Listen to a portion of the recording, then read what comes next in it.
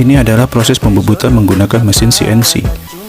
Mesin CNC atau komputer numerical control adalah peralatan mesin yang dikendalikan oleh komputer.